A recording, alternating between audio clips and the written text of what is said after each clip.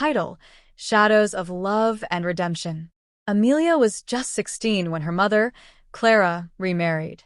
The man she chose, Richard, seemed charming at first, a successful businessman who promised a brighter future for their small, struggling family. He showered them with gifts, took them on trips, and for the first time in years, laughter filled their home. But Amelia soon discovered that perfection often hides darker truths. Richard was demanding. His love for Clara seemed conditional, dependent on how well she fulfilled his expectations. Amelia noticed her mother working tirelessly, always on edge, trying to maintain Richard's approval. The once vibrant Clara began to fade, her laughter replaced by nervous smiles. Amelia felt helpless, caught between wanting to protect her mother and fearing the consequences of confronting Richard. One night, Amelia woke to a soft knock on her door. It was Richard. His eyes carried a weight that sent shivers down her spine. "Can we talk?" he asked. Amelia hesitated but nodded. "What is it?" He sat on the edge of her bed, his tone unusually gentle. "You're growing up so fast. You remind me of Clara, when I first met her." The words felt wrong, but Amelia tried to stay composed. "Thank you, I guess?" Richard sighed. "Your mother doesn't understand me anymore. It's like she stopped trying.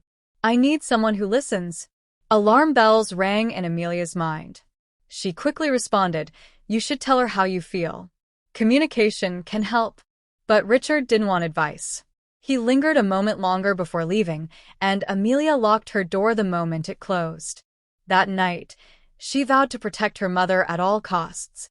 Over the next few weeks, Richard's behavior grew more troubling. He found reasons to be alone with Amelia, asking her invasive questions about her life and her feelings. Amelia kept her distance, confiding in her best friend, Lena, who urged her to seek help. "You don't have to deal with this alone," Lena said firmly. But Amelia wasn't ready to involve authorities. Instead, she started documenting everything, every conversation, every interaction, hoping it would give her strength if things escalated. One evening, as Clara prepared dinner, Amelia finally spoke up. "Mom, are you happy with Richards?" Clara paused, her hands trembling. "Why do you ask?" "Because I'm not," Amelia admitted, tears welling up. "He makes me uncomfortable, and I think you deserve better." Clara stared at her daughter, the weight of unspoken fears finally surfacing. "Has he done something to you?" Amelia shook her head. "Not yet, but I don't trust him. And I see how much he's hurting you." That night, Clara confronted Richard. The argument was loud and heartbreaking, but it ended with Clara packing their bags. For the first time, she chose her daughter over her fear of starting over. Months later, Amelia and Clara moved to a new town. They found solace in their newfound independence and began rebuilding their lives.